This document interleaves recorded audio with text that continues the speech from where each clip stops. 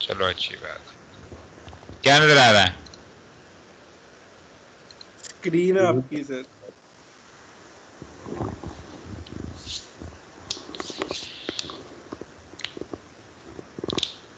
अच्छा, आज थोड़ा सा शिफ्ट होते हैं प्रोग्रामिंग से थ्योरेटिकल कंसेप्ट के ऊपर।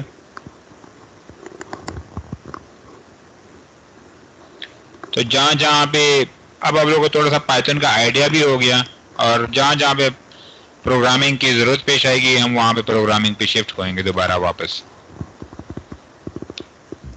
तो साथ साथ थोड़ा सा प्रोग्रामिंग जो थ्योरेटिकल कंसेप्ट हैं, जो बिग डेटा को प्रोसेस करने का या बिग डेटा को साथ खेलने का, तो आज थोड़ा सा वो स्टडी करेंगे। ठीक है? Yes sir. रिकॉर्डिंग स्टार्ट कर ली?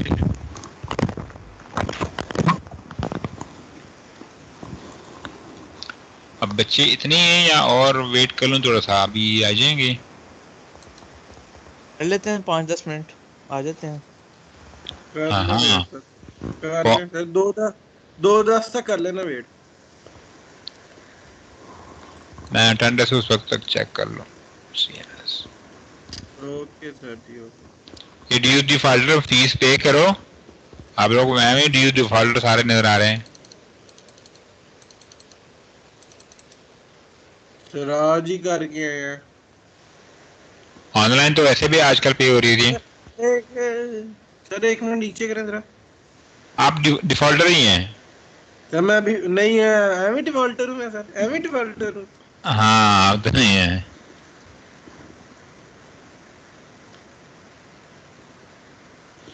अच्छा, सईद गोहर, रबाब नकवी आ गई है। फिजान अहमद नहीं है? फिजान अहमद नहीं है। मोहम्मद शुएब है।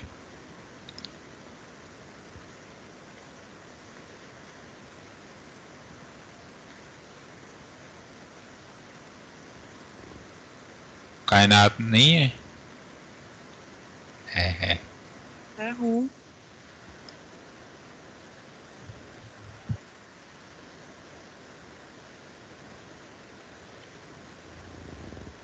मुआवीज नहीं है? मुआवीज नहीं है।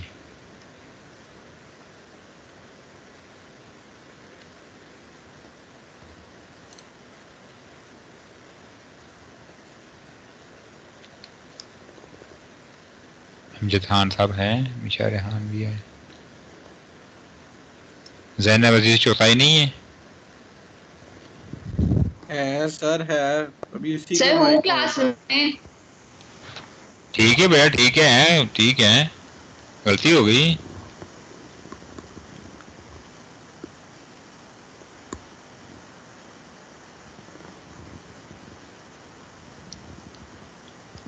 फहद नहीं है? फहद नहीं है।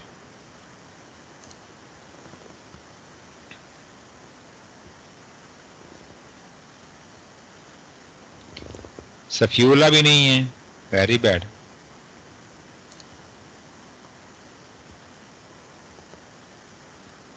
ताहिर मुजीब भी नहीं है।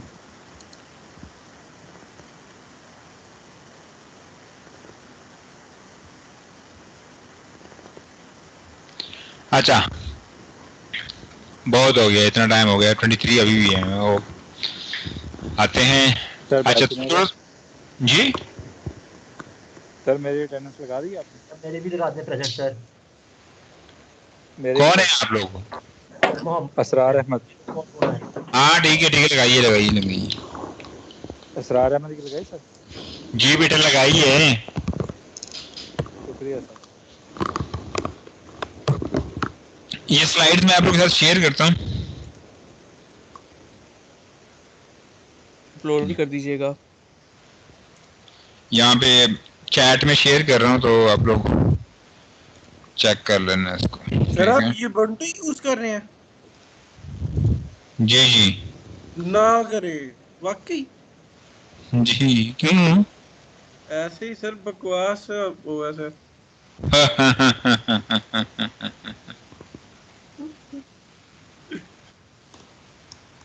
मेरे सामने होते हैं ना, ये ठंडे पानी का गिलास ना मैंने आपके ऊपर उंडेल देना था। नहीं सर, इतना सर। गलत तो नहीं कह। जी सर प्रेजेंट लगाते हैं। कौन है आप? सर अमार अमार लगाइए फकीर। प्रेजेंट आपके। सर बड़ी मेहरबानी आपकी। हाँ चलो बेटा। अच्छा, ये प्रेजेंटेशन मैंने सेंड कर दी है, डाउनलोड भी कर लो ताकि हम साथ साथ रहें, कोई कंफ्यूजन ना हो, कोई क्वेश्चन हो तो पूछ सकते हैं।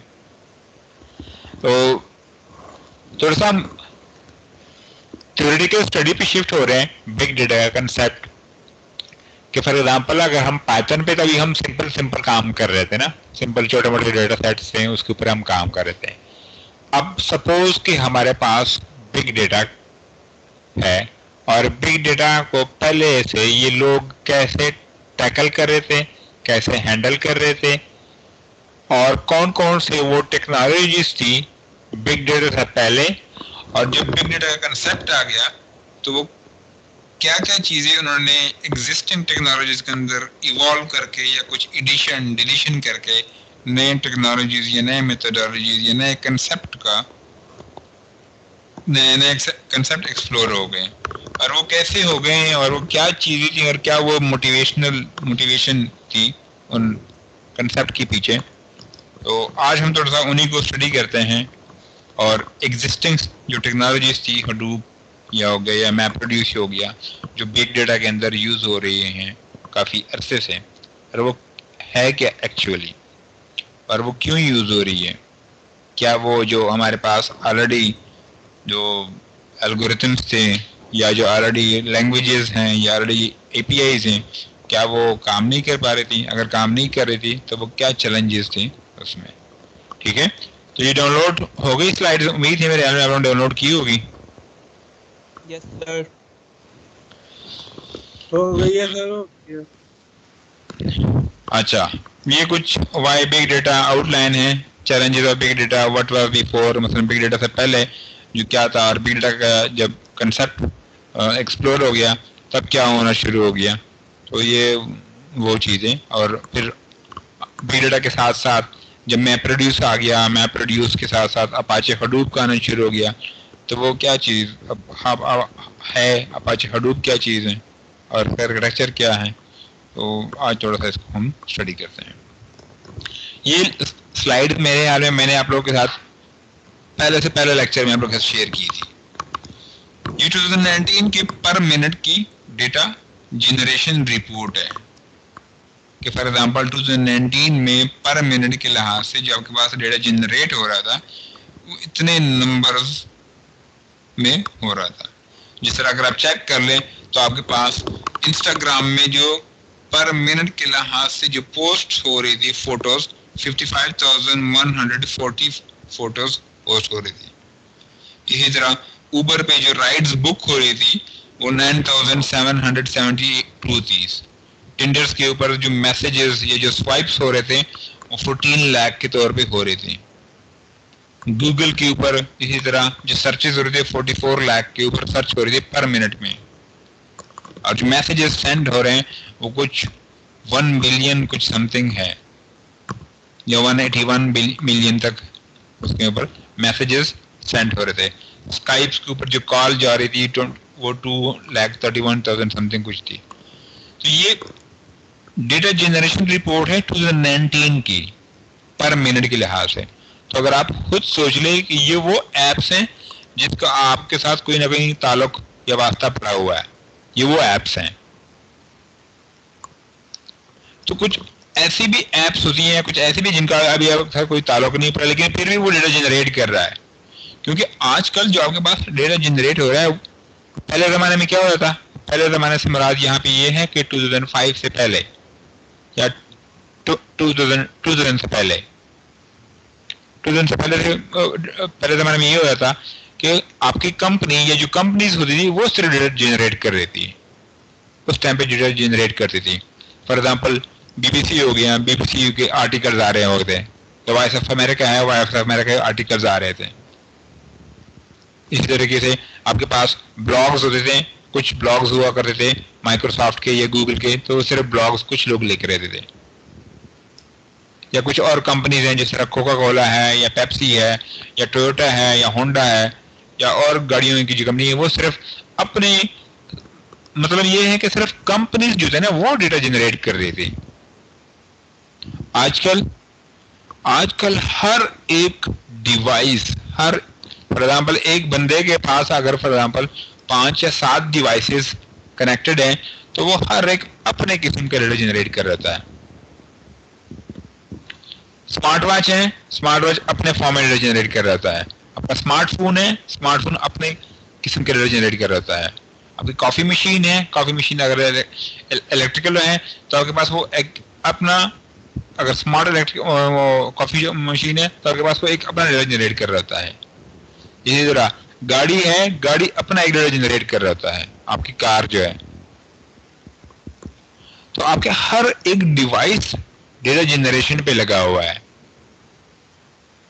अगर वो डेटा जनरेशन पे लगा हुआ है हर एक चीज, आप घर में चले जाएं, घर के अंदर आपके जितने भी आपके पास स्मार्टफोन्स हैं, हर एक बंदे के पास 3-3 4-4 या जितने भी डिवाइसेस अटैच्ड हैं वो डेटा जनरेट कर रहे हैं।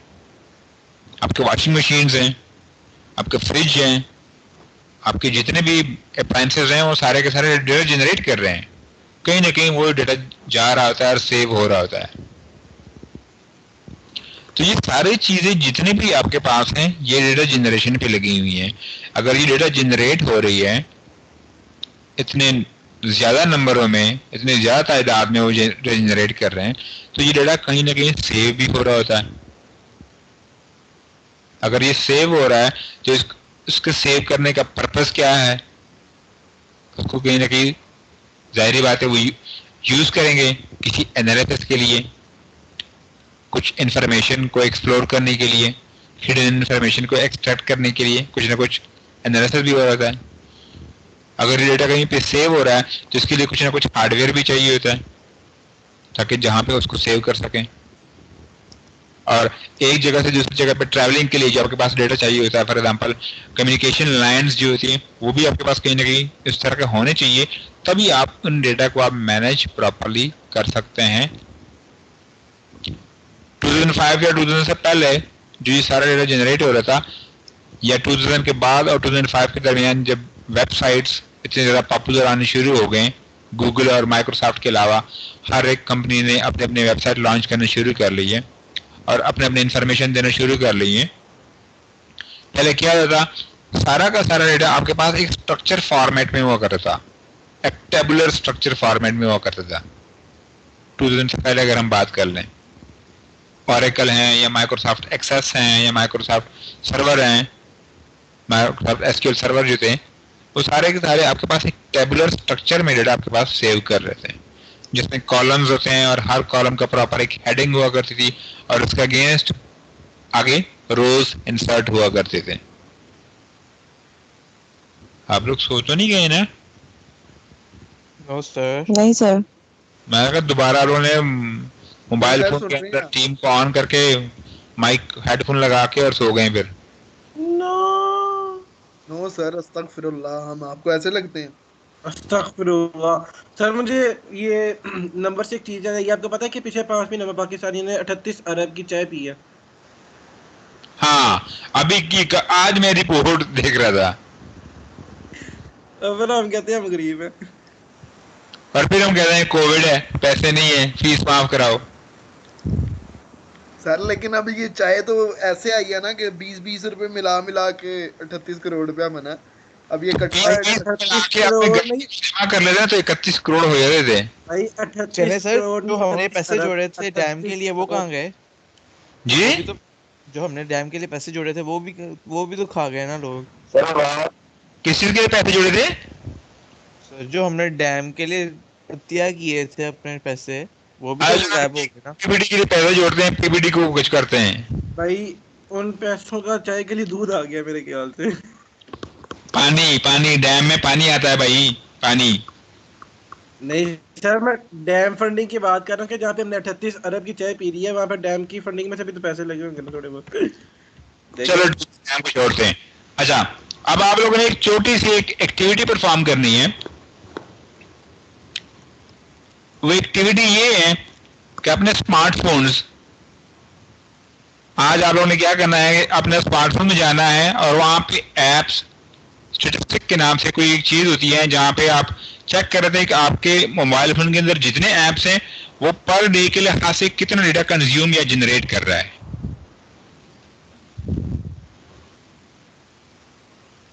ठीक है जी सर, चले गए। आप लोगों ने क्या करना है कि अपने स्मार्टफोन की जितनी भी एप्स हैं उनकी पर डे की डेटा कंजम्पशन या डेटा जनरेशन के एक CSV फाइल बनानी है।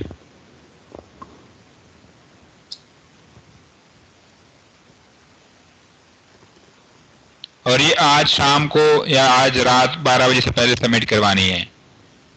सर ये परसेंटेज में बताना। सर दोबारा बताएं।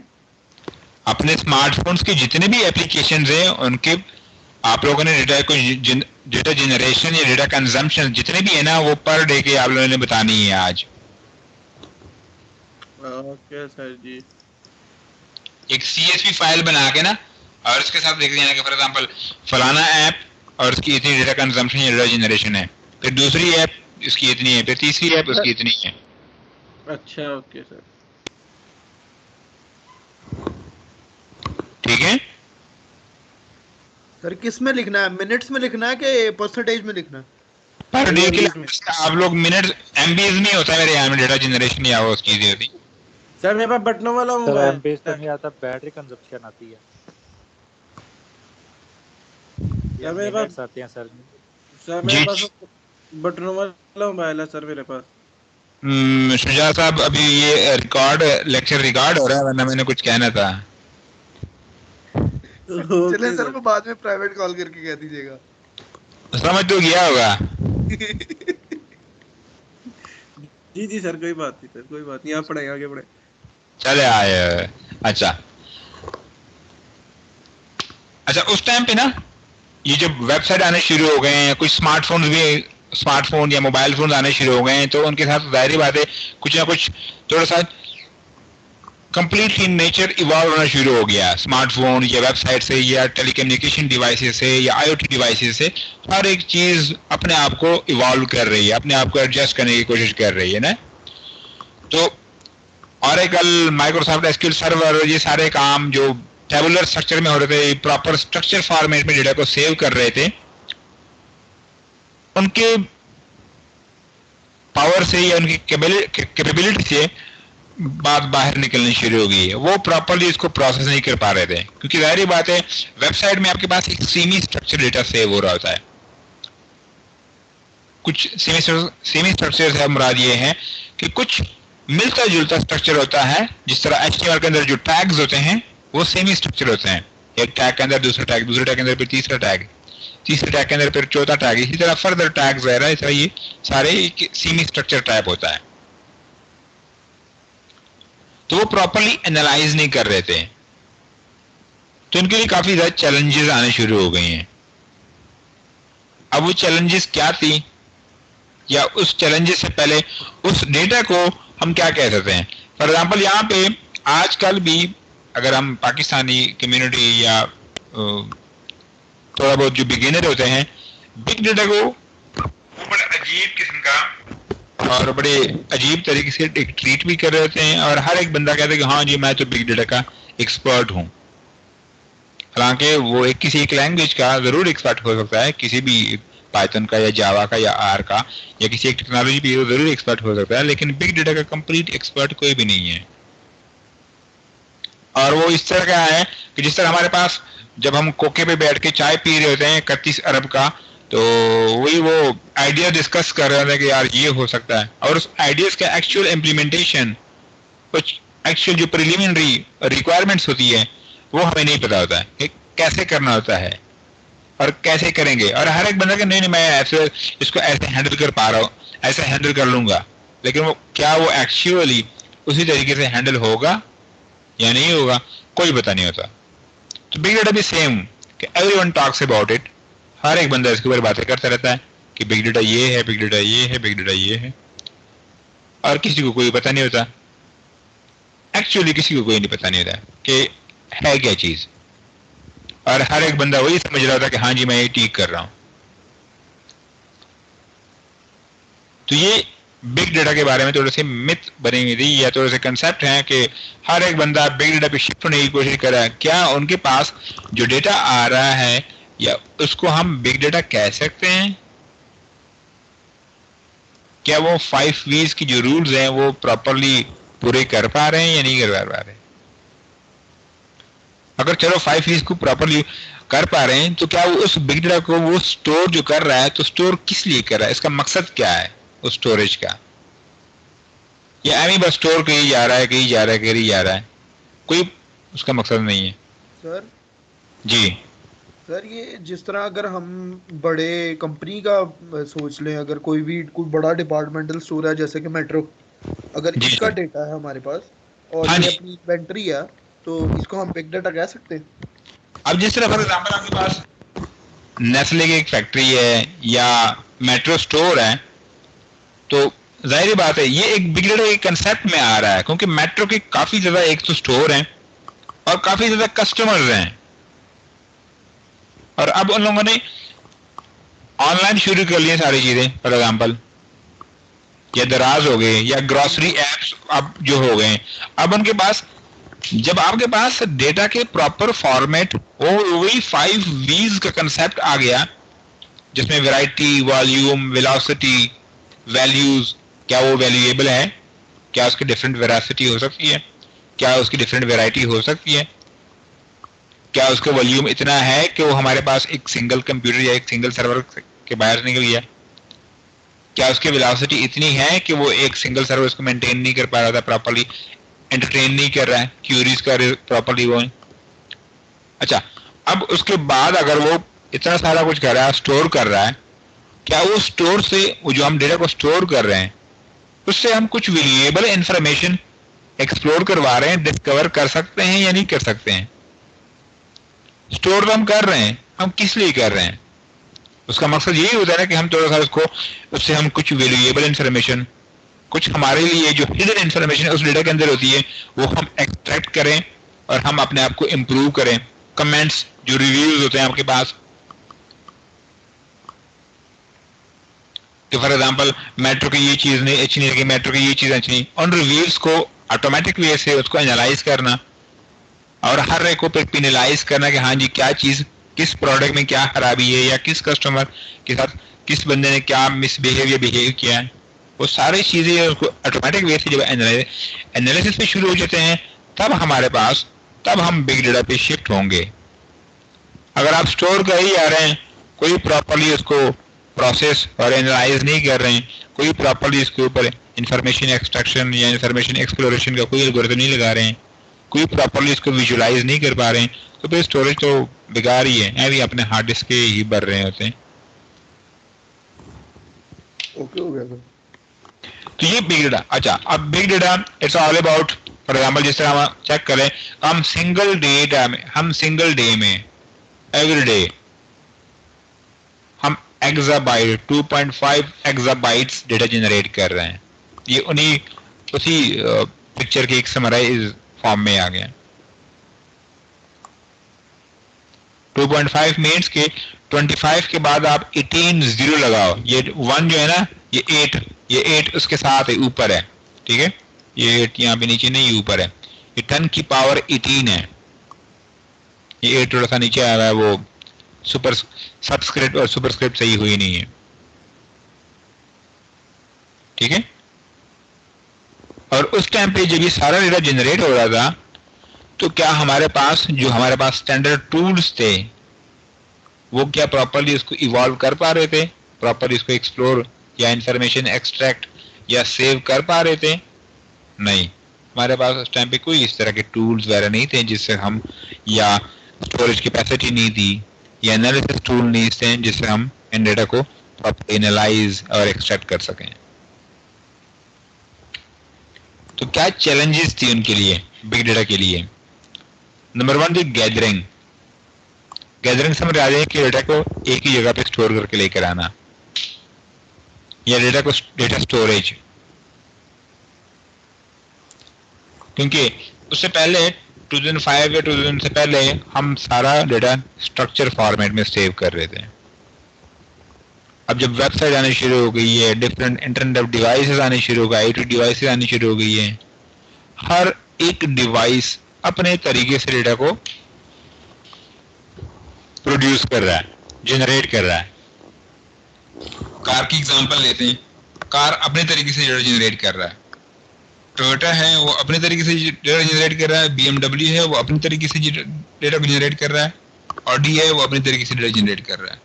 बाकी जितने भी आपके पास वो जो आजकल कार वगैरह आ रही है, ये हुंडई के, प्रोटॉन के हैं, वो हर एक कंपनी अपने अपने फॉर्मेट के लिहाज से डेटा जनरेट कर रहा है। कोई टायर के मॉनिटरिंग कर रहा है, हवा की मॉनिटरिंग कर रहा है, एयर प्रेशर की मॉनिटरिंग कर रहा है या नहीं कर रहा है, कोई पेनोरामिक व्यू दे रहा होता है या नहीं दे रहा होता है, कोई क्या चीज कर रहा है, इसके पास सेंसर है, किसी के पास सेंसर नहीं होते हैं।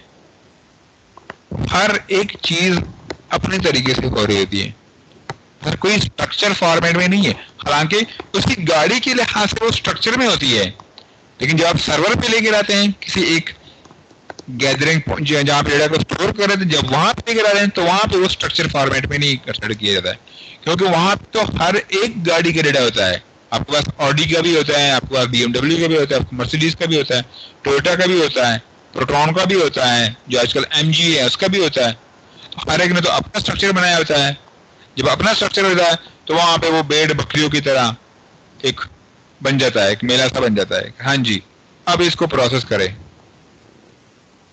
तो वो तो एग्जिस्टिंग टेक्नोलॉजी जो थी वो वहां पे फेल हो जाती थी, जो ऑरेकल थे या माइक्रोसॉफ्ट SQL सर्वर थे या कुछ और डेटाबेस टूल्स थे, तो वहां पे वो फेल हो जाते थे। यार अब इसका हम क्या करें, ये किस किस्म का डेटा है। तो ये गैदरिंग का सबसे बड़ा मसला था कि डेटा को एक जगह पे स्टोर कराना, और वो भी स्ट्रक्चर, अनस्ट्रक्चर और सेमी स्ट्रक्चर, हर एक किस्म का डेटा।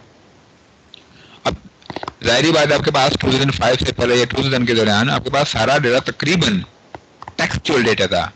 इमेजेस थी बहुत कम थी, और वो इमेजेस भी आपके पास सारी अगर टैग हुई होती, हर एक को इमेज को टैग किया होता है, कुछ टेक्स्ट कीवर्ड्स के साथ टैग किया होता था, फिर तो सारे कीवर्ड्स के साथ वो टैग करते थे।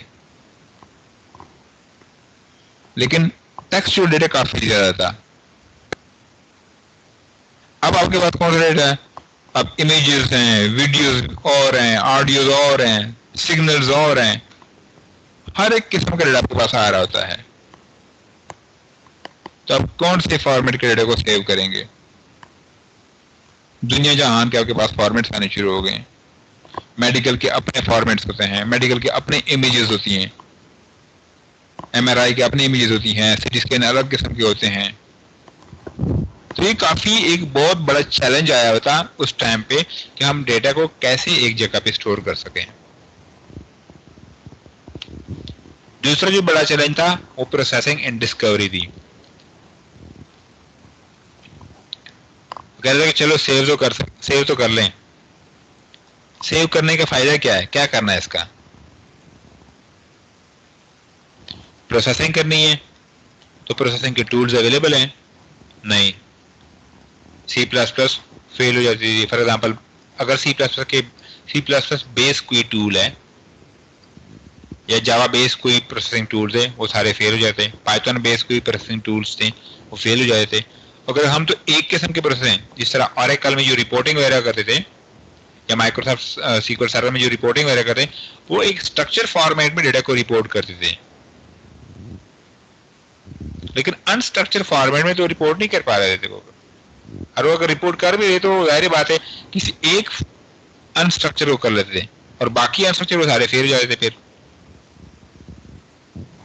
तो ये प्रोसेसिंग एंड डिस्कवरी से मुराद ये है कि उन डेटा को प्रोसेस करके उनसे कुछ इंफॉर्मेशन एक्सट्रैक्ट करवाना, उसके अंदर जो हिडन इंफॉर्मेशन है उसको डिस्कवर करना। क्या वो पॉसिबल था उस टाइम पे? नहीं, बिल्कुल पॉसिबल नहीं था। तो ये भी एक बहुत बड़ा चैलेंज था प्रोसेसिंग एंड डिस्कवरी का।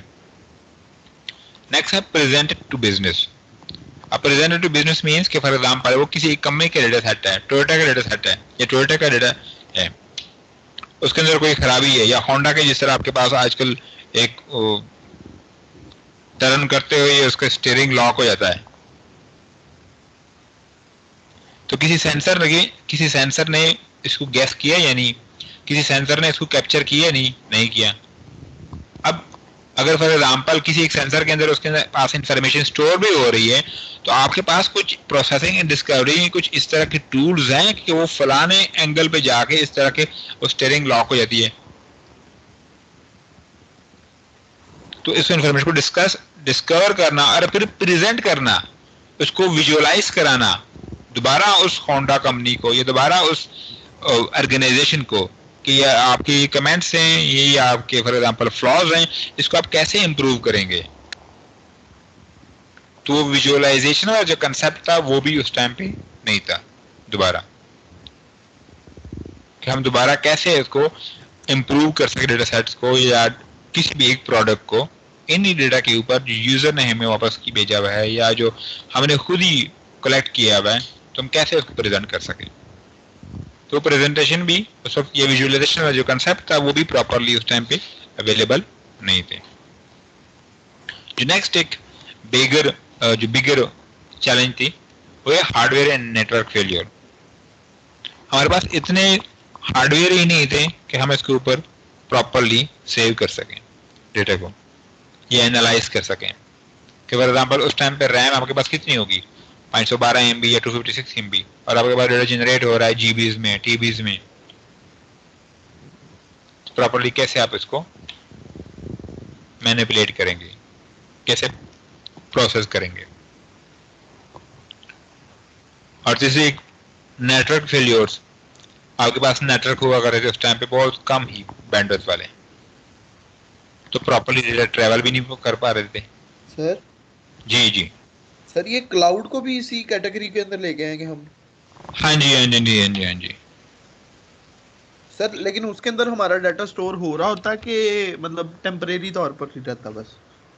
क्लाउड में जी, क्लाउड में परमानेंट भी हो रहा होता है बेटा। ठीक है। हाँ, अगर आप पेड क्लाउड जितने भी है ना वो आपके परमानेंट भी, जो आपका ड्रॉप बॉक्स है जो आपके 15 GB तक दे रहा होता है वो आपका क्लाउड में ही हो रहा था सारा कुछ। बस वो कभी कभार बादल आके गिर वो तो वो डेटा खराब हो जाता है, गीला हो जाता है, वो आपने ख्याल करके अपलोड करना होता है डेटा को। क्लाउड एक इन्हीं क्या कंसेप्ट है, इन्हीं ये बिजनेस ही निकला है, क्लाउड का भी कंसेप्ट उसी वजह से निकला हुआ है। क्लाउड का मतलब है कि डिस्ट्रीब्यूटेड डेटा को डिस्ट्रीब्यूट करो, डेटा को रिमोट किसी एक जगह पे इसको सेव करो जिसे आप फिंगरप्रिंट पे एक्सेस कर सके, बस सिंपल आप लॉग इन करें और इसको एक्सेस करें। अच्छा, तो ये नेटवर्क फेलियर और हार्डवेयर फेलियर एक बहुत बड़ी उस टाइम पे एक रीजन थी कि बिग डेटा को हम कैसे हैंडल कर सकें। अच्छा, उस वक्त जो छोटे मोटे कंसेप्ट, क्योंकि उस टाइम पे एक जो कंप्यूटर के या जो सर्च इंजन के बहुत बड़े कंप्यूटर से आपस में गूगल और याहू, ये दोनों आपस में 2000 से लेके 2005 तक कंपटीशन कर रहे थे। तो हर एक उन्होंने अपनी रिसर्च टीम बनाई थी और हर एक अपने तरीके से उसको हैंडल कर रहे थे। एक मिनट में जरा एक कॉल सुन लूं।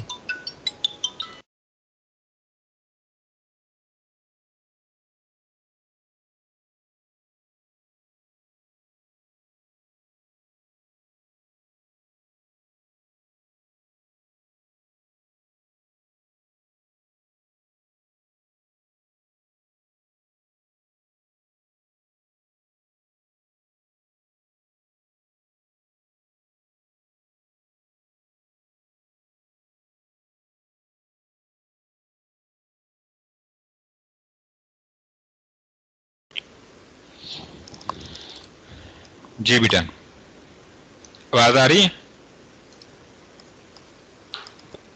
Yes sir. अच्छा,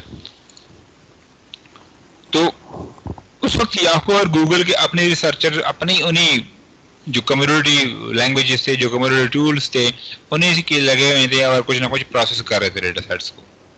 उन्हीं में से एक कंसेप्ट था मैप रिड्यूस। इस मैप रिड्यूस को फिर 1 या 2 साल बाद याहू ने और याहू के कुछ रिसर्चर्स ने उन्हीं को एक प्रॉपर एक फ्रेमवर्क की शक्ल में ले आए थे मार्केट के अंदर, और वो काफी बूम से एक्टिवेट हो गया और काफी बूम से लोगों ने उसको इम्प्लीमेंट करना शुरू कर लिया, और हर एक बंदा बिग डेटा पे शिफ्ट हो रहा था, और बिग डेटा पे शिफ्ट होने के बाद उनको यूज करना शुरू और काफी अच्छे रिजल्ट दे रहा था। वो भी आज इंशाल्लाह इस लेक्चर में हम स्टडी करते हैं। मैप रिड्यूस है क्या? मैप रिड्यूस वही टिपिकल प्रोग्रामिंग और पैरेललाइजेबल प्रॉब्लम को सॉल्व करने की कैपेबिलिटी इसके अंदर है। ये एक फ्रेमवर्क है जो आपके प्रॉब्लम को 2 हिस्सों में डिवाइड कर लेता है, मैपिंग और रिडक्शन करना। मैपिंग और रिडक्शन करना, क्योंकि उस टाइम पे आपके पास जो डेटा सेट्स या जो डेटा आ रहा था वो ज्यादातर आपके पास टेक्सचुअल डेटा था, और उन टेक्सचुअल डेटा को सेव करना या टेक्सचुअल डेटा को प्रोसेस करना, तो मैप रिड्यूस ने काफी इसको आसान कर दिया। और ये साथ साथ आपके स्केलेबिलिटी और फॉल्ट टॉलरेंस को भी वो हैंडल कर रहे थे। स्केलेबिलिटी और फॉल्ट टॉलरेंस को भी वो हैंडल कर रहे थे। स्केलेबिलिटी और फॉल्ट टॉलरेंस क्या चीज है? स्केलेबिलिटी से मुराद ये है कि फॉर एग्जांपल आपने एक छोटा सा सर्वर या छोटा सा एक क्लस्टर बना लिया, उस क्लस्टर में आपके पास फॉर एग्जांपल 10 कंप्यूटर लगे हुए हैं, वो आपस में सारे कनेक्टेड है। कुछ महीने बाद, कुछ देर बाद आपने क्या कर दिया कि 5 कंप्यूटर और अटैच कर लिए। तो उस मैप रिड्यूस के अंदर ये, उस फ्रेमवर्क के अंदर ये कैपेबिलिटी थी कि अगर वो 10 कंप्यूटर के ऊपर चल रहा था तो 5 अगर आपने और ऐड करे तो वो आप 15 के ऊपर भी उसी तरीके से चल रहा है जो 10 के ऊपर चल रहा था। बस स्केलेबल हो सकता है, वो स्केलेबल हो सकता था उस टाइम पे, अभी भी हो रहा है लेकिन कुछ एक लिमिट तक, क्योंकि अभी जाहिर बात है आपके पास काफी ज्यादा बिग डेटा ये कंसेप्ट आए हुए हैं और काफी बड़े बड़े डेटा सेट्स हैं और उनको प्रोसेस करना, तो ये मैप रिड्यूस एक खास एक लिमिट तक आपके पास स्केलेबल हो सकता है। और फॉल्ट टॉलरेंस क्या होती है? फॉल्ट टॉलरेंस यही है कि फॉर एग्जांपल आपके पास 15 कंप्यूटर्स का या 15 कंप्यूटर्स या नोड्स, इन दोनों को मैं आपस में इंटरचेंजेबली यूज करूंगा, ठीक है? तो नोड को भी हम कंप्यूटर कहते हैं और कंप्यूटर को भी हम नोड कहते हैं, तो दोनों को आपस में हम यूज कर सकते हैं। तो फॉल्ट टॉलरेंस से मुराद ये है कि फॉर एग्जांपल आपके पास 15 कंप्यूटर्स का एक क्लस्टर है, उनमें अगर कोई एक फेल हो जाता था, काम करते हुए कोई एक फेल हो जाता तो उसकी जगह ऑटोमेटिकली कोई एक दूसरा कंप्यूटर ले लेता। फॉर एग्जांपल कोई एक क्यूरी आ जाती है, कोई एक क्यूरी आ गई है, किसी एक्स यूजर ने कोई एक क्यूरी की और वो कोई नोड 1 या नोड 15 या नोड 13 उसको एंटरटेन कर रहा था, कंप्यूटर नंबर जो 13 था वो उस क्यूरी को एंटरटेन कर रहा था। वो एंटरटेन करते करते हुए वक्त वो कंप्यूटर फेल हो गया किसी भी वजह से, पावर डाउन हो गई या नेटवर्क डाउन हो गया किसी भी वजह से, तो automatically for example node 9 free idle बैठा हुआ है, बिल्कुल खाली दिमाग खाली बैठा हुआ है, तो उसने क्या किया, नोड 13 जैसे फेल हो जाता है तो नोड 9 ने उसको ऑटोमेटिकली उस क्यूरी को अपने पास कर दिया और वो यूजर को एंटरटेन करके क्यूरी का रिजल्ट पास कर दिया। तो ये होती है फॉल्ट टॉलरेंस, कि मतलब उस फॉल्ट को टॉलरेट कर रहा था। वो फॉल्ट किसी भी किस्म का हो सकता है, आपके पास नेटवर्क फॉल्ट हो सकता है, आपके पास पावर फॉल्ट हो सकता है, आपके पास प्रोग्रामिंग फॉल्ट हो सकता है, आपके पास एक्सेप्शंस आ सकते हैं, वो काफी आपके पास फॉल्ट हो सकते हैं आपके पास। ठीक है? Yes sir. अच्छा, इस मैप रिड्यूस के 2 फेजेस होते हैं, ये 2 पार्ट्स हैं, एक मैप और एक रिड्यूस। मैप क्या करता है और रिड्यूस क्या करता है, ये एक मैपिंग शफलिंग वगैरह करना किसी टेक्स्ट को, रिड्यूस में इसकी उस पूरी मैपिंग और शफलिंग के बाद जब आप उसको रिडक्शन करने दें तो रिड्यूस वाला जो मेथड था, जो रिड्यूस वाला फंक्शन था वो रिड्यूस कर रहा था उन मैपिंग और शफलिंग के बाद। होता क्या है, ये अगर आप लोग इसको एक दफा ये स्लाइड्स को डाउनलोड कर लो और स्लाइड नंबर 20 पे आ जाओ, ये एक डायग्राम नजर आ रही है, इसको मैं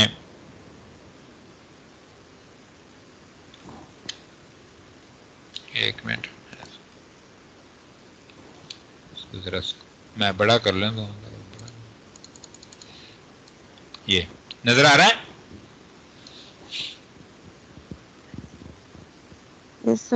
आ रहा है। अच्छा, इसमें चेक करो फॉर एग्जांपल इनपुट्स हैं, ये कंप्लीट एक आर्टिकल मैंने इनपुट कर लिया इनपुट में, अभी सिर्फ 2 लाइंस हैं ताकि वो प्रेजेंटेशन सही हो। अगर कंप्लीट एक आर्टिकल यहाँ पे इनपुट की जगह आ जाता है तो वो सेंटेंस वाइज उसको स्प्लिट कर लेता है। सेंटेंस वाइज स्प्लिटिंग करने के बाद वो मैपिंग पे आ जाता। मैपिंग से क्या मुराद? मैपिंग से मुराद ये है कि फॉर एग्जांपल वो हर एक टेक्स्ट या हर एक वर्ड को काउंट करना शुरू कर देता। मैपिंग में वो हर एक वर्ड को उसने काउंट करना शुरू कर लिया, ठीक है। स्वीट कितनी दफा है, दिस कितनी दफा है, इस कितनी दफा है, द, हर एक वर्ड के साथ उसने एक ये की और ये वैल्यू, ये की और वैल्यू, जो डिक्शनरी के अंदर कंसेप्ट नहीं था, डिक्शनरी वाला कंसेप्ट, ये वही चीज है। जी सर। ट्यूपल बना लिया ना इसने एक। जी मैं कह रहा हूँ ट्यूपल बना लिया ना इसने, एक पेयर कर लिया। हाँ जी, एक टेबल किस तरह में बनाना है, लेकिन डिक्शनरी जो आपके पास ये यूनिक होगी और ये इनके साथ ये कीवर्ड आना शुरू हो गए। मैपिंग के बाद उसने शफलिंग की। शफलिंग से मुराद ये है कि उस सेंटेंसेस जितने भी थे इसके अंदर, जितने भी नंबर ऑफ सेंटेंसेस थे, हर एक को मैपिंग किया था। उसके बाद उसने अल्फाबेटिकल ऑर्डर में इसको सॉर्ट किया। अल्फाबेटिकल ऑर्डर में तो स्वीट वाले सारे आपस में आ गए, दिस वाले आपस में आ गए, इज वाले आपस में आ गए, दा वाले आपस में आ गए, फू आपस में आ गया, बार आपस में आ गया, सारे आपस में ये आ गए, ठीक है। उसके बाद रिडक्शन, रिडक्शन में क्या किया, फिर हर एक के बाद दोबारा उसकी फ्रीक्वेंसी लिखनी शुरू कर ली। स्वीट टू, दिस टू, इज टू, दा टू, सारे हर एक जगह ने दोबारा। ये जो फाइनल रिजल्ट है, फाइनल रिजल्ट में थोड़ा सा कंफ्यूजन है, तो आप लोगों ने कंफ्यूज नहीं होना। यहाँ पे स्वीट की वैल्यू अभी भी 1 लिखी हुई है और इस की वैल्यू अभी भी 1 लिखी हुई है, लेकिन ये 2 है, ठीक है। तो फाइनल रिजल्ट में उसने दोबारा सबको एक ही जगह लिख लिया और उसके साथ फ्रीक्वेंसी लिख ली है। ओके सर, ठीक है।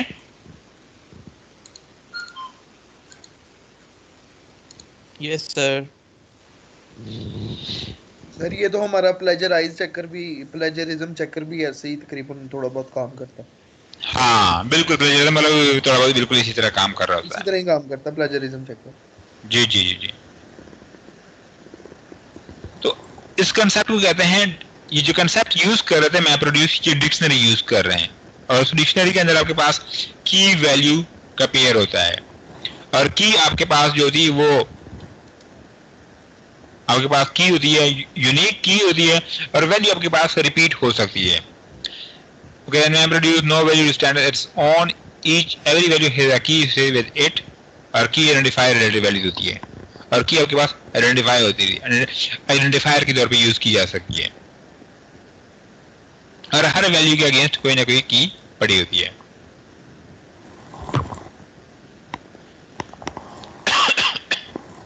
ये दोनों फंक्शन जब आप उसको सेंटेंस या जब आप उसको फॉर एग्जांपल एक पैराग्राफ देते हैं या एक आर्टिकल देते हैं, ये अगेंस्ट उसके उस रिजल्ट में क्या देते हैं, पूरे एक डिक्शनरी देते हैं, और उस डिक्शनरी में हर एक की के अगेंस्ट वैल्यू पड़ी थी, हर एक की के अगेंस्ट एक वैल्यू पड़ी होती है।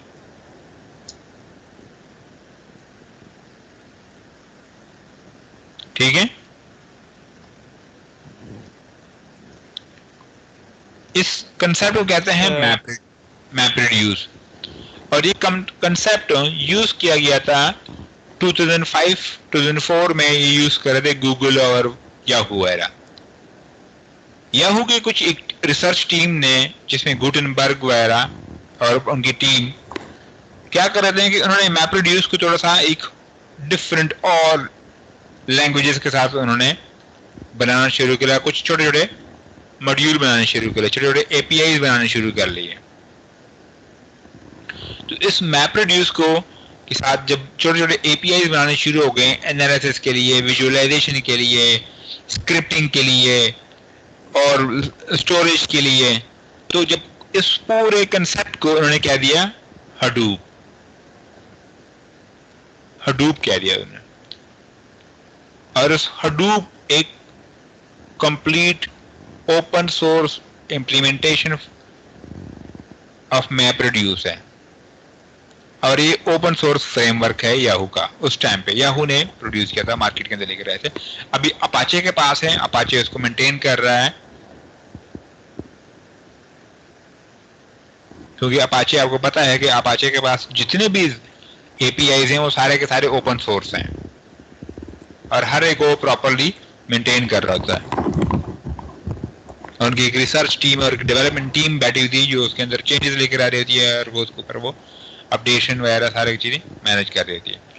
तो हडूप भी उस टाइम पे बहुत ज्यादा पॉपुलर हो गया और हर एक कंपनी जो अपने डेटा सेट की वजह से तंग था, अपने डेटा को स्टोरेज की वजह से तंग था, मैनेजिंग की वजह से तंग था, जिसको एनालिसिस नहीं कर पा रहे थे, उन्होंने हडूप को इम्प्लीमेंट करना शुरू कर लिया दर और हडूप पे शिफ्ट होना शुरू हो गए। हडूप है क्या चीज है एक्चुअली, उसको थोड़ा सा आज डिटेल थोड़ा सा ओवरव्यू लेते हैं फिर डिटेल में, क्योंकि जाहिर बात है ये एक लेक्चर का काम नहीं है हडूप को स्टडी करना। एक एक करके हम इसको जितने भी उनके एपीआईज वगैरह हैं और उनके जो कंपटीटर बाकी जो एपीआईज हैं हडूप के साथ साथ बाकी कौन कौन से फ्रेमवर्क्स हैं जो मैं बिग डेटा को हैंडल करने के लिए बने हुए हैं वो कैसे हैं, वो कौन से हैं, उसको भी हम एक एक करके स्टडी करेंगे। ठीक है, हडूप आप लोग यहां से डाउनलोड कर सकते हैं। आज असाइनमेंट 2 भी सुन लो, क्लास एक्टिविटी तो आप लोगों ने सुन ली है, अब असाइनमेंट 2 सुन लो। ठीक है बेटा, असाइनमेंट 2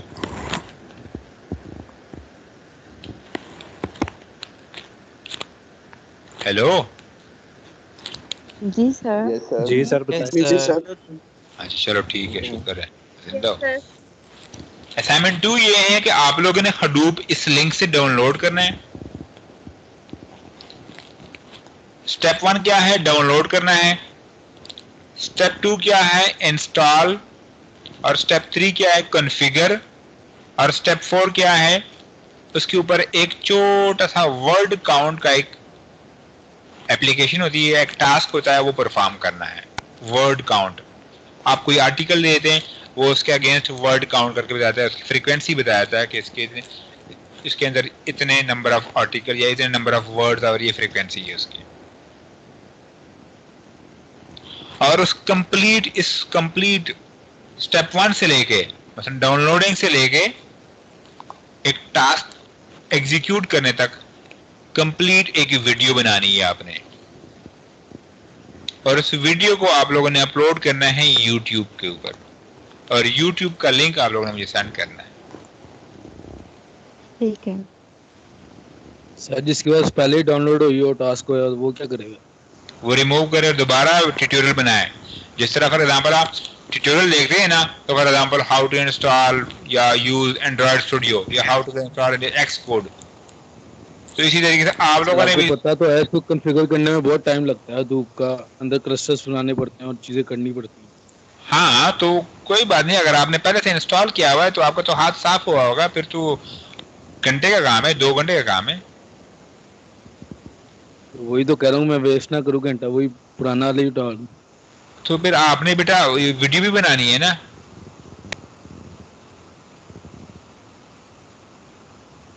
सर वीडियो कैसे बनाएं? वीडियो कैसे बनाए ऐसे?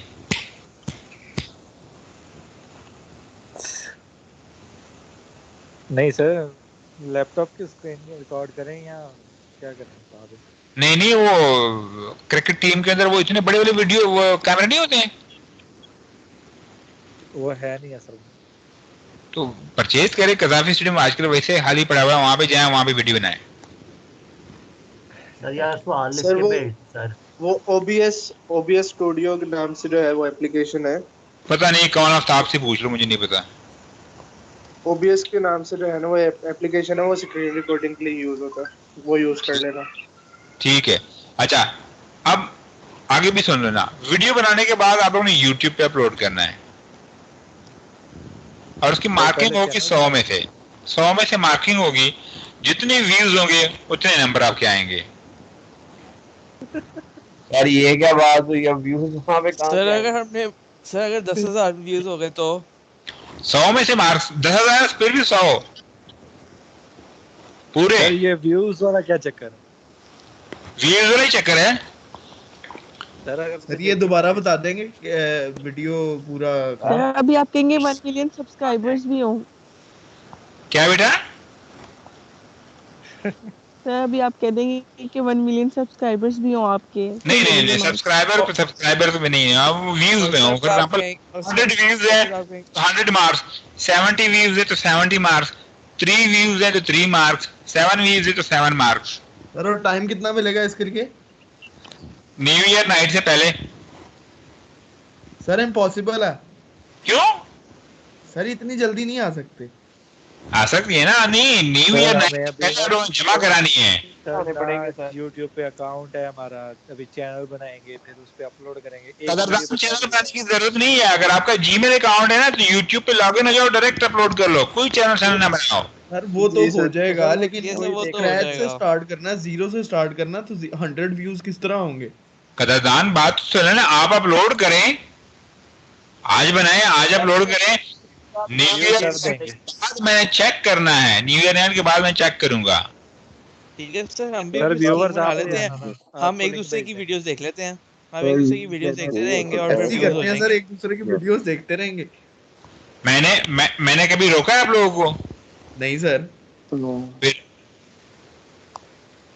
चलें ठीक है सर। कंटेंट कंटेंट दोबारा बता दीजिएगा सर। तो फिर आप यूट्यूबर क्यों दिए? सर मेरा एक सर आप सवाल है। कहेंगे जो मिलियन जो डॉलर मिलेंगे उसमें से 50% आपका है।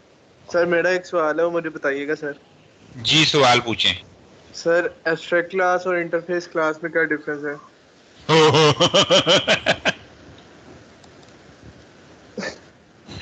मैं बताता हूँ। बताएं सर। एब्स्ट्रैक्ट क्लास में एब्स्ट्रैक्ट लिखते हैं, इंटरफेस क्लास में इंटरफेस लिखते हैं। ये तो सर मुझे भी पता है सर। हाँ, कहाँ पे पूछा? इंटरव्यू में पूछा किसी ने? मुझे समझ नहीं आ रही, मेरा भी 4 बजे जो है ना वो प्योर लॉजिक्स का जो है ना इंटरव्यू है, तो मुझे इस कॉन्सेप्ट समझ नहीं आ रही। अच्छा, में जो बंदा इंटरव्यू ले रहा है, सर सही ने मुझे भेजा है, बात ने कहा कि रख ले मुझे कहीं पे, एडजस्ट कर लो। क्या सर? मैं समझा उनको नहीं। कह दो कि सर सही ने मुझे भेजा है और सर सही कह रहे हैं कि मुझे एडजस्ट कर लो कहीं पे भी, बस मैं और कुछ नहीं ठीक है। जानता। ठीक हो गया सर। मैं कह दूंगा। वरना आके ना मैंने उन्होंने कहा प्योर लॉजिक में आके मैंने फिर आओ कर देने। सर ये ना वो भाई पहले इज्जत से जा रहे हो, फिर उनको ठुड्डे मार के निकाल रहे हो। नहीं नहीं, ऐसा कैसे हो सकता है? कोई मसला ही नहीं। अच्छा, असाइनमेंट 2 की समझ आ गई? क्या करना है? तो थोड़ी बहुत बस फिर ठीक है, अच्छी बात, थोड़ी बहुत आ गई, फिर आप लोग खुद समझ लेंगे, दोबारा से जो ये देख लेंगे। कॉन्फ़िगर का बता दें कि कॉन्फ़िगर करना क्या है। जी कॉन्फ़िगर का बता दें कि कॉन्फ़िगर करना क्या है। कॉन्फ़िगर हडूप को करना है। हडूप की अपनी कॉन्फ़िगरेशन होती है। वो कहाँ से ढूंढेंगे सर? कहाँ से पढ़ेंगे बेटा? ये किताबें खोलें, पंजाब लाइब्रेरी, ओल्ड लाइब्रेरी चले जाए, वहाँ पे उनके ऊपर 1988 के ऊपर कुछ ट्यूटोरियल लिखे होंगे। सर लाहौर से 200-250 किलोमीटर पे बैठे हैं, कैसे जाएंगे? जी सर दूर बैठे हैं ना लाहौर से। कौन सा लाहौर में? तो क्या हुआ, लाहौर वाले सिर्फ हडूप इंस्टॉल करेंगे?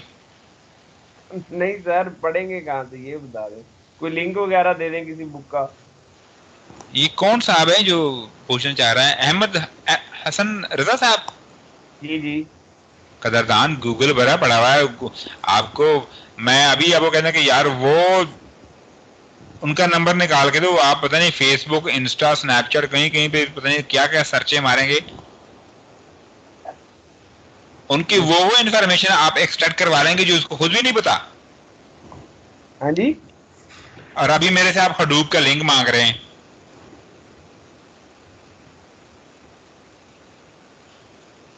गूगल कर लो बेटा। ये इतनी बड़ी तकरीर का मतलब ये है कि गूगल कर ले, सिंपल। Okay sir. ओके बेटा, लव यू। सर मुझे तो बता दें एब्स्ट्रैक्ट का इंटरफेस का। सर आपको बताता हूँ क्लास के बाद में। ओके। मतलब मुझे ये अभी 20 मिनट में रह गए हैं तो। चलो ठीक है सर। हाँ अच्छा, when to use Hadoop, क्योंकि जब Hadoop आ गया था तो लोगों ने ये नहीं देखा कि Hadoop को कब यूज करना है, क्यों यूज करना है और क्यों, लेकिन बिग डेटा का ये सोल्यूशन है, निकला है, तो यूज करो। लेकिन हडूप के कुछ आगे डिफिकल्टीज, कुछ चैलेंजेस थे, कुछ उनके प्रॉब्लम्स थी, जिसकी वजह से हडूप 2011-12 तक चल पड़ा। उसके बाद थोड़ा सा डाउन होना शुरू हो गया। अच्छा, कब यूज करना है? For processing really big data. जब आपके पास रियली बिग डेटा हो तब यूज करना है। ये ना कि आपके पास डेटा है, सिंपल डेटा आ रहा है आपके पास, सिंगल कंप्यूटर या सिंगल सर्वर काम कर रहा होता, एंटरटेन कर रहा होता, लेकिन आपने फिर भी हडूप कर लिया, हडूप इंस्टॉल कर लिया। जब आपके पास एक सिंगल सर्वर या एक सिंगल कंप्यूटर उसको हैंडल कर रहा है, तो हडूप को इंस्टॉल करने की क्या जरूरत है, हडूप को यूज करने की क्या जरूरत है? क्योंकि हडूप के लिए आपको पूरा का पूरा एक क्लस्टर चाहिए, और उस क्लस्टर में आपके पास मिनिमम 3 या 3 से ज्यादा कंप्यूटर हो। मतलब एक इतना सा हो जो कि एक सिंगल कंप्यूटर से ना हो रहा हो, तो आप उसकी तब हडूप इस्तेमाल। अगर आपका एक सिंगल कंप्यूटर और सिंगल कुछ एल्गोरिथम्स जो प्रोसेसिंग पावर्स हैं, या जो आपके पास बाकी कुछ लाइब्रेरीज या एपीआई अगर वो हैंडल कर रही है, तब भी आप हडूप यूज कर रहे हैं, तो आप अपने साथ भी जाती कर रहे हैं, और उस डेवलपर को जो आपने हायर किया हुआ है, या जो बाकी चीजें जो आप चेंज कर रहे हैं, वो भी आपके ओवरबर्डन हो जाएगी। अच्छा, दूसरी, for storing a diverse set of data, वही जो आपके पास 5 V's वाला कंसेप्ट है, अगर वो आपके पास कंप्लीटली एंटरटेन हो रहा है, तब आपने हडूप को यूज करना है, अदरवाइज आपने हडूप को यूज नहीं करना। जब आपके पास स्टोरेज हो रही होती है डाइवर्स सेट ऑफ डेटा, आपके पास उनके वैरायटी और वेलोसिटी और वैल्यूज का कोई पता नहीं चल रहा है कि कौन से वेल्यूएबल इन्फॉर्मेशन है, कौन से नॉन वेल्यूएबल है। इसके ऊपर मैं इन्फॉर्मेशन को प्रोसेस करूंगा, तब मेरे पास वेल्यूएबल आएगी या नहीं आएगी, और वैरायटी कितनी वैरायटी है, और उसका वॉल्यूम और उसके वेलोसिटी, ये सारी चीजें, तब आप हडूप यूज करें। अगर वो सारी चीजें आपके 5 V's एंटरटेन नहीं हो पा रही है कंप्लीटली, तो आप हडूप को यूज ना करें, नुकसान होगा आपको। दूसरा, फॉर पैरेलल डेटा प्रोसेसिंग। अब पैरेलल डेटा प्रोसेसिंग क्या चीज होती है?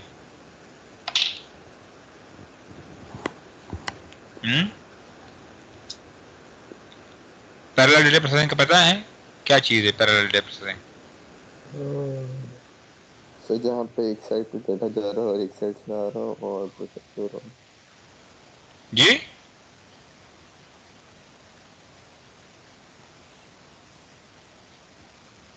पैरेलल डेटा प्रोसेसिंग सर ये साथ साथ डाटा का प्रोसेस होना साइमल्टेनियसली सर।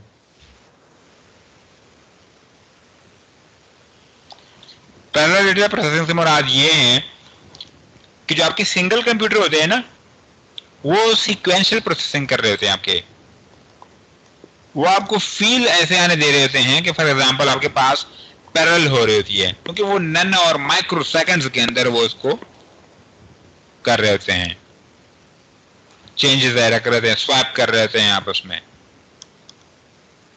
लेकिन होता एक्चुअली वो भी सीक्वेंस में हो रहा है कि फॉर एग्जांपल पहला प्रोसेस आ गया, उसका यहां से लेकर इतना तक टाइम है, मैंने एंटरटेन करना है, फिर नेक्स्ट प्रोसेस आ गया, उसको यहां से लेकर इतना टाइम है, मैंने एंटरटेन करना है। लेकिन पैरेलल प्रोसेसिंग में मुराद ये है कि जब आपके पास 2 इंडिपेंडेंट प्रोसेसर लगे हुए होते हैं, किसी एक डेटा को प्रोसेस कर रहे होते हैं at the same time, at the same nano and micro second में भी अगर वो सेम कर रहे हैं, इसका मतलब है वो पैरेलल कर रहे हैं।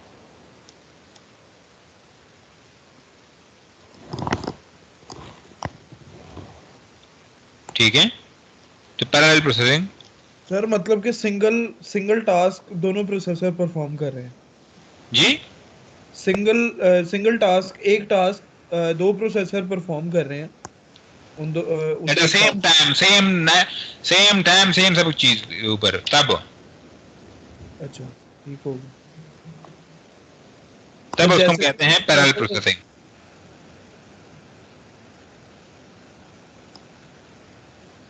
ठीक है सर कोई एग्जांपल दे दें।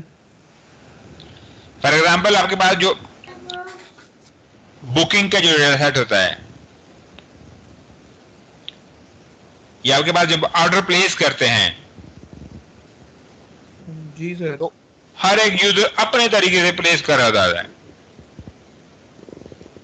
और एक ही सर्वर के ऊपर सारा कुछ हो रहा होता है। अच्छा, तब हडूप के जो कंसेप्ट है ना, तो हडूप ने क्या कर लिया, उस गुटेनबर्ग ने और साथ कुछ रिसर्चर्स ने, अल्लाह उनका भला करे, अल्लाह उनको दर्जात बुलंद करे, उन्होंने डिफरेंट मैप प्रोड्यूस के साथ साथ डिफरेंट छोटे छोटे एपीआईज लिखना शुरू कर लिए। जो डेटा फॉर एग्जांपल कोई डेटा प्रोड्यूस कर रहा है, सेव के लिए उन्होंने अपने लेवल के, फॉर एग्जांपल हम डेटा को अगर अनस्ट्रक्चर्ड डेटा है उसको अगर उसको हमने सेव करना है तो हम कैसे सेव करेंगे। अब सेव कर लिया, इसको हमने प्रोसेसिंग क्या करनी है, तो प्रोसेसिंग के लिए एक अलग एपीआई उसने लिख ली, किसी डिफरेंट उसका नाम दे दिया, प्रोसेसिंग हो गई है। अब इसके ऊपर इंफॉर्मेशन एक्सट्रैक्ट करवा रहे हैं, इंफॉर्मेशन एक्सप्लोर करवा रहे हैं, तो वो कौन सी इंफॉर्मेशन, हमने उसके लिए एक अलग एपीआई लिख लिया। अब इंफॉर्मेशन एक्सट्रैक्ट हो गई, अब विजुअलाइजेशन है, विजुअलाइज कराना है, तो कैसे विजुअलाइज कराएंगे, इसके लिए अलग एपीआई लिख लिए। अब कोई थर्ड पार्टी टूल है या कोई थर्ड लैंग्वेज है, for example Ruby on rails है या C++ है, वो हमारे सिस्टम के साथ कैसे कम्युनिकेट करेगी, कैसे कोऑर्डिनेट करेगी, तो इसके लिए अलग रैपर या एक फंक्शन या एक अलग एपीआई उसने लिख ली है। अब कम्युनिकेट करना है बिटवीन टू सिस्टम्स, तो वो सिस्टम के साथ हम कैसे कम्युनिकेट करेंगे, तो हर एक चीज के लिए अलग अलग एपीआईज और अलग अलग कंसेप्ट लिखना शुरू कर लिए, और उस पूरे कंसेप्ट को हम कहते हैं हडूप इकोसिस्टम। उस पूरे कंसेप्ट में जो हडूप इकोसिस्टम के अंदर जो मेन बेस चीज है ना, वो HDFS है, जिसको हम कहते हैं हडूप डिस्ट्रीब्यूटेड फाइल सिस्टम, और ये कंप्लीटली बेस कर रहते हैं गूगल फाइल सिस्टम के ऊपर। गूगल फाइल सिस्टम में कि डिस्ट्रीब्यूटेड फाइल सिस्टम जो आपके पास होती है, गूगल फाइल सिस्टम भी डिस्ट्रीब्यूटेड फाइल सिस्टम है। और ये है क्या चीज, उसको थोड़ा हम आज एक्सप्लोर करते हैं, फिर नेक्स्ट में डिटेल में नेक्स्ट 2 और 3 लेक्चर्स में डिटेल में स्टडी करते हैं। हडूप डिस्ट्रीब्यूटेड फाइल सिस्टम के ऊपर यार्न क्लस्टर रिसोर्स मैनेजमेंट, क्योंकि हडूप उस वक्त आप इंप्लीमेंट करेंगे जब आपके पास क्लस्टर हुआ होगा। क्लस्टर है, क्लस्टर से मरा दिए हैं कि फॉर एग्जांपल 15-20 कंप्यूटर आपस में कनेक्टेड हैं और इसमें एक सर्वर है, बाकी सारे आपके आपस में कनेक्ट हुए हैं या सर्वर के साथ कनेक्ट हुए हैं सारे। अब उन सर्वर्स को या उन क्लस्टर को आपस में मैनेज करना, आपस में रिसोर्सेज प्रोवाइड करना, किसी डेटा के ऊपर डेटा के ऊपर प्रोसेसिंग हो रही है, इंफॉर्मेशन एक्सट्रैक्ट हो रहा है, एक्सप्लोरेशन हो रही है या विजुअलाइजेशन हो रही है, तो ये सारा काम एक कंप्यूटर नहीं कर पा रहा था या एक सर्वर नहीं कर पा रहा है। उन्होंने क्या कर लिया, टास्क ले लिया यूजर से। यूजर ने क्या किया कि मुझे यार फॉर एग्जांपल जो दराज है, दराज की जो 11/11 नवंबर के ऊपर जो या 11/11 को जो हुई हुई है सेल, उसकी एनालिसिस चाहिए। यान ने क्या कर दिया, हर एक क्लस्टर को या हर एक कंप्यूटर को, हर एक नोड को उसने अपना अपना टास्क असाइन कर लिया।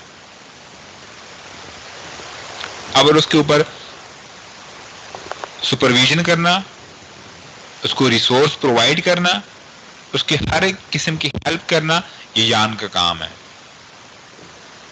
और मैप रिड्यूस वही डेटा प्रोसेसिंग है कि प्रोसेस करना, जो अभी हमने आगे ऊपर एक्सप्लेन कर लिया।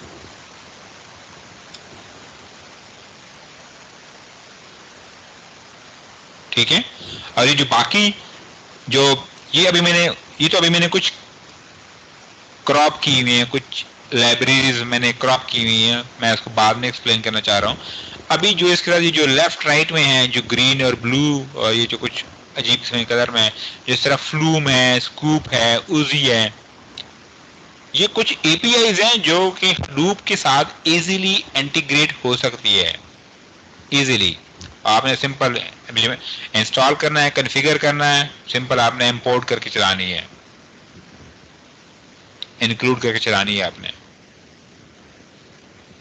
ठीक है।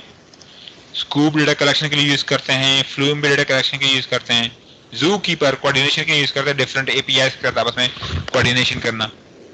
अपाचे आमबारी मॉनिटरिंग और मैनेजमेंट के लिए यूज करते हैं, पूरे उस क्लस्टर को आपने कैसे मॉनिटर करना है, कैसे मैनेज करना है। इसी तरह ये पिग और हाइव जो है, पिग एक्चुअली स्क्रिप्टिंग लैंग्वेज है, ये याहू ने हडूप के साथ ही इंट्रोड्यूस कराई थी। हाइव जो है ये फेसबुक बेस्ड एपीआईज हैं, फेसबुक की लाइब्रेरी है जो कि स्क्रिप्टिंग के लिए ये ज्यादातर यूज की जा रही थी। पिग स्क्रिप्टिंग के, दोनों स्क्रिप्टिंग के लिए है। पिग ज्यादातर आपके पास यूज की जा रही है डेवलपमेंट के लिए, और हाइव ज्यादातर यूज की जाती है फॉर एग्जांपल एनालिसिस के लिए। पिग डेवलपर यूज करते हैं, हाइव जो है वो एनालिस्ट जो होते हैं, डेटा एनालिस्ट, वो यूज करते रहते हैं ज्यादातर। और ये मशीन लर्निंग लाइब्रेरी मैहाउट, ये मशीन लर्निंग के जितने भी आपके पास जो बिल्ट इन एल्गोरिथम्स हैं, के मीन्स हैं, एसवीएम हैं, सपोर्ट वेक्टर मशीन हो गई है फॉर एग्जांपल, या के मीन हो गया, या KNN हो गया, या ID3 हो गए, तो डिफरेंट मशीन लर्निंग के जितने भी एल्गोरिथम है वो सारे के सारे यहाँ पे आप यूज कर सकते हैं। इसी तरह ड्रिल, इंटरेक्टिव एनालिसिस है, ये एनालिसिस के लिए ज्यादातर यूज किया जाता है। जिस तरह R लैंग्वेज हम यूज करते रहते हैं। ये यहाँ पे राइट में H बेस है, वहां पे फॉर एग्जाम्पल अगर कॉलम और डेटा आ गया, कुछ कॉलम फॉर्म में आपके पास डेटा अगर आ गया, ये कॉलम टाइप होता है लेकिन एक्चुअली वो ऑरेकल या SQL सर्वर की तरह डेटाबेस नहीं होता, ये उससे मिलता जुलता थोड़ा बहुत है लेकिन ये एक्चुअली वो है नहीं। ये नया कंसेप्ट है एवरो जैसन क्रॉस लैंग्वेज सर्विसेज। जिस तरह फॉर एग्जांपल क्रॉस लैंग्वेज के साथ उसको इंटीग्रेट करवाना होता है, कोई कम्युनिकेशन करवानी होती है, तो ये सारी चीजें वो यूज की जा रही होती है। ये तो सिर्फ अभी कुछ कम मैंने लिखी हुई है, इससे काफी ज्यादा है। अगर आप अपाचे के वेबसाइट पे चले जाएं, वहां पे उनकी एपीआई चेक करें तो काफी ज्यादा लाइब्रेरीज हैं, और हडूप के साथ वो इजीली इंटीग्रेट हो सकते हैं। ठीक है, ये हडूप का आर्किटेक्चर है जिसमें HDFS Hadoop distributed file system, secondary name node और नेम नोड, और फिर स्लेव्स आते हैं। स्लेव्स में आपके पास वही कंप्यूटर या नोड जिसे हम कहते हैं, उस स्लेव्स में डेटा नोड्स हैं और टास्क ट्रैकर हैं। ये एक डेटा नोड है, ये एक डेटा नोड है, ये डेटा नोड है और ये डेटा नोड है। ये मैप रिड्यूस के साथ जॉब ट्रैकर है। जॉब ट्रैकर में इसकी जॉब को कैसे ट्रैक करना, ठीक है। और ये क्लाइंट है, क्लाइंट रिक्वेस्ट के लिए नेम नोड, और नेम नोड आ गई जॉब ट्रैकर। जॉब ट्रैकर क्या करता है और नेम नोड क्या करता है, ये वन बाय वन हम इंशाल्लाह एक्सप्लेन करेंगे। आज मेरे ख्याल में 29 तक इतना काफी है, स्लाइड नंबर 29 तक। फिर नेक्स्ट को शुरू करते हैं आगे डिटेल से। Okay sir. सर ये असाइनमेंट 2 भी जरा आप बता दीजिएगा दोबारा से एक बार। असाइनमेंट 2 ये है बेटा कि आप लोगों ने हडूप को इंस्टॉलेशन से ले, डाउनलोडिंग से लेके उसके ऊपर एक वर्ड काउंट की एग्जांपल की एग्जीक्यूशन तक आपने एक कंप्लीट काम करना है। ठीक है। और उसकी एक वीडियो बना के आप लोगों ने यूट्यूब पे अपलोड करनी है। ठीक हो, ठीक है, सही है बेटा। Okay sir. सर जो क्लास का टास्क आपने दिया हुआ है वो सर एक दफा दोबारा कंफर्म कर दें कि हमने ऐप्स की डाटा यूसेज बतानी है ना, कि किस ऐप ने कितना इंटरनेट यूज किया आज के दिन का। हाँ जी हाँ जी हाँ जी हाँ जी। Okay sir. और सर हमने बस उसको लाइक एमबी की फॉर्म में बता देना है ना, कि एमबी की फॉर्म में बताना, बिल्कुल बिल्कुल। ओके सर जी जी सर, मुझे काम का नहीं पता चला, दोबारा बता देंगे। बेटा काम ये है कि आप अपने स्मार्टफोन्स की जितनी भी एप्स है ना, जी जी, उसके पर डे की एमबी यूजेज बतानी है आपने। ओके, वो सर टेक्स्ट में लिखना है? CSV फाइल में लिखनी है, CSV file. CSV file submit कहाँ करवानी सर? यू पोर्टल के ऊपर। पोर्टल पे चले, ठीक है, थैंक यू, वेलकम। आज रात तक करवानी है सर? आज रात। ओके सर जी। ओके जी, ओके जी। अटेंडेंस किसी की रहती है तो बता दें।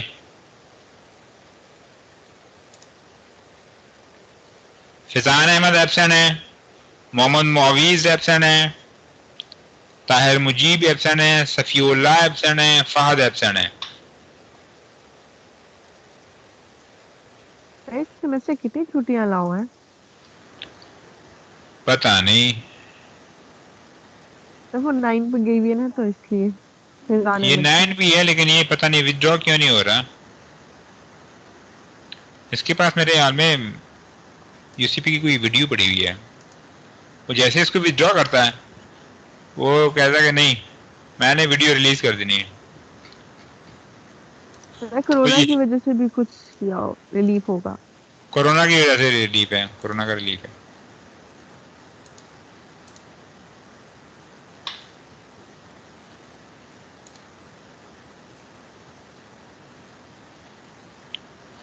ठीक है सर मुझे Okay, बता sir. दें आपको क्या बता दूं?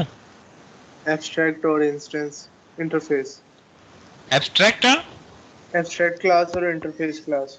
बताया था मैंने आपको नहीं सर। कि एब्स्ट्रैक्ट में हम एब्स्ट्रैक्ट लिखते हैं और सर, वो इंटरफेस लिखते हैं। तो यूज कहाँ पे करते हैं, जरूरत कहाँ पड़ती है? एब्स्ट्रैक्ट ज्यादातर आपके पास जितने भी और वो एक ही क्लास को आप इंपोर्ट करते हैं और वो और उसके अंदर पब्लिक एब्स्ट्रैक्ट मेथड ज्यादातर यूज किए जाते हैं। इंटरफेस में क्या होता है कि आपके पास, सुन रहे हैं ना? जी जी सर सुन रहा हूँ। हाँ, इंटरफेस में क्या होता है कि आप मल्टीपल इंटरफेस क्लास इंपोर्ट कर सकते हैं अच्छा और एब्स्ट्रैक्ट सिर्फ एक ही आप इंपोर्ट कर सकते हैं, इंक्लूड या इंपोर्ट वहां पे जो भी यूज किया जा रहा होता है। अच्छा, इम्प्लीमेंट इंटरफेस है वो ज्यादा जो है वो यूज कर सकते हैं एक सब क्लास में। हाँ जी हाँ जी, लेकिन और उसका जो है वो एक ही जो है वो मेथड होता क्लास। है, बाकी आप डिफरेंट उसको यूज कर सकते हैं, एक्सटेंड वगैरह कर सकते हैं उसके। ठीक है सर।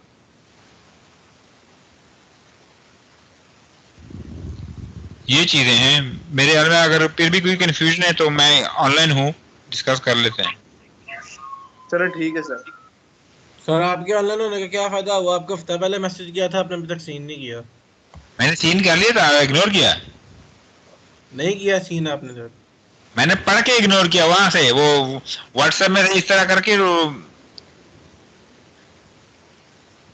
व्हाट्सएप पे तो किया ही नहीं सर, मैंने टीम पे किया था। टीम पे व्हाट्सएप की तरह वो पढ़े बगैर पढ़ लेता है बंदा। ओके कर लेते, टेंशन ना लो यार। ओके सर जी, लव यू। ओके बेटा, खुश रहो। अल्लाह हाफिज। अल्लाह हाफिज, अल्लाह हाफिज।